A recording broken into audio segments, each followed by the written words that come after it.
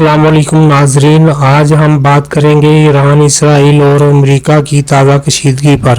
آخر اس کشیدگی کی وجہ کیا ہے اور سچ کیا ہے؟ فروری 2026 مشرق وسطی کی رات ایک بار پھر میزائلوں کی روشنی سے جگمگا اٹھی۔ دارالحکومتوں میں سائرن بجنے لگے، فضا میں ڈرونز کی آواز گونجنے لگی اور دنیا نے ایک سوال پوچھنا شروع کر دیا: کیا یہ صرف ایک محدود کارروائی ہے یا ایک بڑی جنگ کا آغاز؟ ایران اور اسرائیل کی دشمنی نئی نہیں، یہ تنازع دہائیوں پر محیط ہے، نظریاتی، سیاسی اور عسکری۔ ایران اسرائیل کو خطے میں ایک جارحہ طاقت سمجھتا ہے، جبکہ اسرائیل ایران کے ایٹمی پروگرام اور علاقائی اثر و رسوخ کو اپنے وجود کے لیے خطرہ قرار دیتا ہے۔ یونائیٹڈ اسٹیٹ ہمیشہ اسرائیل کا قریبی اتحادی رہا ہے اور یہی اتحاد اس تنازع کو عالمی سطح پر اہم بنا دیتا ہے۔ 2026 میں حالات نے ایک نیا رخ لیا۔ اطلاعات کے مطابق ایران نے بڑے پیمانے پر ڈرون اور بیلسٹک میزائل استعمال کیے۔ جوابی کارروائی میں اسرائیل نے ایران کے اندر مخصوص فوجی تنصیبات کو نشانہ بنایا۔ امریکہ نے بھی خطے میں اپنے فوجی مفادات کے تحفظ کے نام پر کارروائیاں کی۔ یہ پہلا موقع نہیں تھا، لیکن یہ پہلا موقع ضرور تھا جب کشیدگی براہ راست اور کھلے انداز میں سامنے آئی۔ سوال یہ نہیں کہ میزائل کہاں گرے، سوال یہ ہے کہ اصل جنگ کس بات پر ہے؟ کیا یہ ایران کا ایٹمی پروگرام ہے؟ کیا یہ اسرائیل کی دفاعی حکمت عملی ہے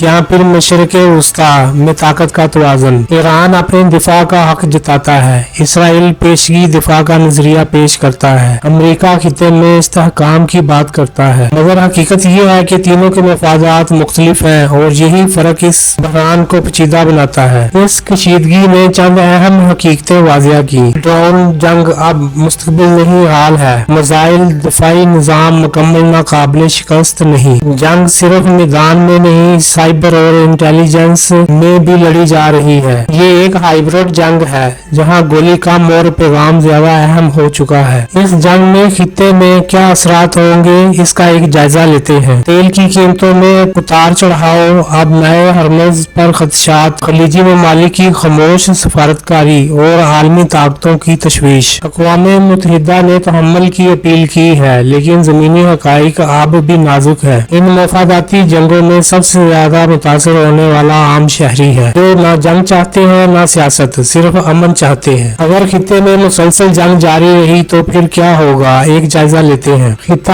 آگ کی لپیٹ میں آ سکتا ہے، عالمی معیشت متاثر ہو سکتی ہے اور بڑی طاقتیں براہ راست ٹکراؤ میں آ سکتی ہیں، جس سے عالمی جنگ کا خطرہ سر پر منڈلا رہا ہے۔ لیکن ایک اور امکان بھی ہے، طاقت کا محدود استعمال اور پس پردہ سفارتکاری۔ اب تک اشارے یہی بتاتے ہیں کہ تمام فریق مکمل جنگ سے گریز چاہتے ہیں، مگر غلط اندازہ، ایک حادثہ یا ایک حد سے زیادہ رد عمل صورتحال بدل سکتا ہے۔ 2026 کی یہ کشیدگی ہمیں ایک نئے دور کی طرف لے جا رہی ہے۔ یہ صرف ایران اور اسرائیل کی کہانی نہیں، یہ عالمی طاقتوں، علاقائی مفادات اور بدلتی ہوئی جنگی حکمت عملی کی کہانی ہے۔ فی الحال میزائل خاموش ہو سکتے ہیں، مگر کشیدگی باقی ہے۔ دنیا دیکھ رہی ہے کہ جنگ شروع تو ہو گئی، لیکن اب اگلا قدم کیا ہوگا؟